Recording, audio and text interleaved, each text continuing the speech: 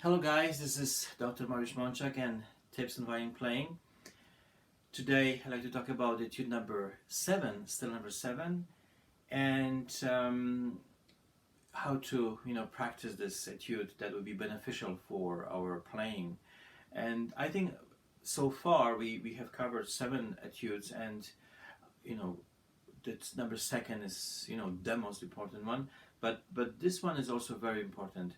Number 7. And when I was studying with Vladimir Lanzmann, he was saying that the great teacher, his teacher Yankelevich, spending in Moscow lots of time with his students on this etude, and I remember Lanzmann saying, "Oh yes, I did play a lot of this etude. I was sick of it, and I did play." But definitely it's beneficial, for many reasons. One of the reasons also that we have these octaves, and octaves are also like basic tools to finding good intonation. So when you have an octave, you're ready to force, in a way, to tune into the open string. You find the right D, right? So so this is something. This F sharp, and then again you have to tune the open string. So you see, in the first bar, he asks us to play, let's say with 3 different notes that are already in, in open string. So we have a D, A, and G, and then two notes later we have E. So he's checking all those open strings, which is like the basic tools to find the right intonation of violin, to actually to tune to open strings, right? There's a certain way of tuning them. So he's not only all working on the right hand, but also he asks us to play in tune, and kind of gives us a kind of a hints to play in tune. You need to have those open strings right, like with octaves.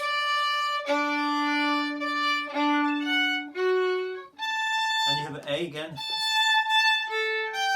G, just here. If you hit right the G, you should hear the open string ringing, and then again open E string here, and D open string. And you see, here's also octaves is one of the also basic tools for intonation with the frame, because the frame between what we call it frame between the distance between the first finger and the fourth finger is a frame.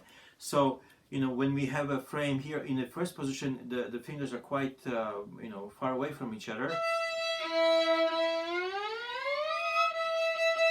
But you see, one octave higher, and in the 10th position already, you have a. They are very, very close. So this frame gives us this.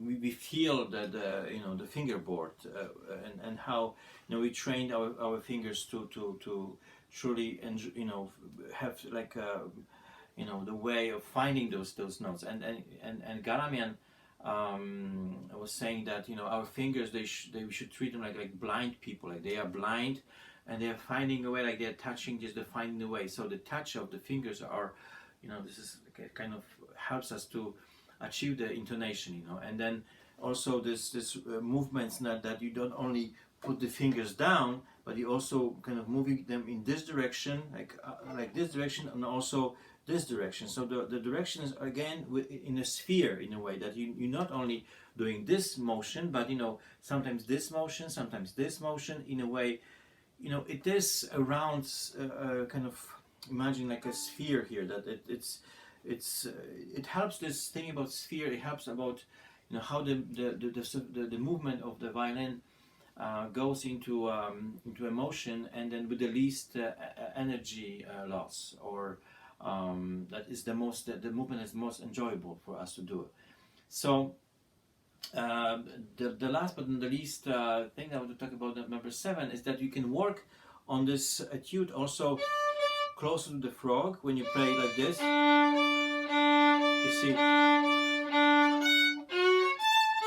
and very often we have this movement here when we finish one note on the music, and then we change the string, you know, and then this fall of the bow, controlled by fingers, really important one. So when you have this motion here, and you know, we can work with it.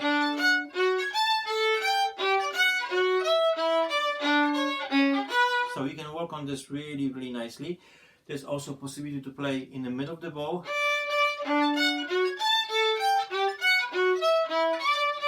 Middle of the bow, and then at the tip of the bow. You see, the middle of the bow, it's kind of more natural for us to do it. But Zahar Brown says it's the most difficult one, because you know there's this elbow that goes into action, and the elbow has this tendency of throwing us away a little bit, and there's coordination, you see, between the like we are kind of like to do the round movement, but you know, the bow should keep it straight. You know, often with my playing, if you maybe noticed, you know, my bow goes a little bit too much like this. I'm working on it, but you know, this is something that, so at the tip, remember, you have to play with the full hair at the tip. So this rolling motion of the finger of the stick of the bow. So here you are really kind of 45 degrees. Here 75 degrees, and then there's 90 degrees. So this rolling is there. So I think that would be all for today. Goodbye, good night, be well and safe wherever you are, and see you tomorrow.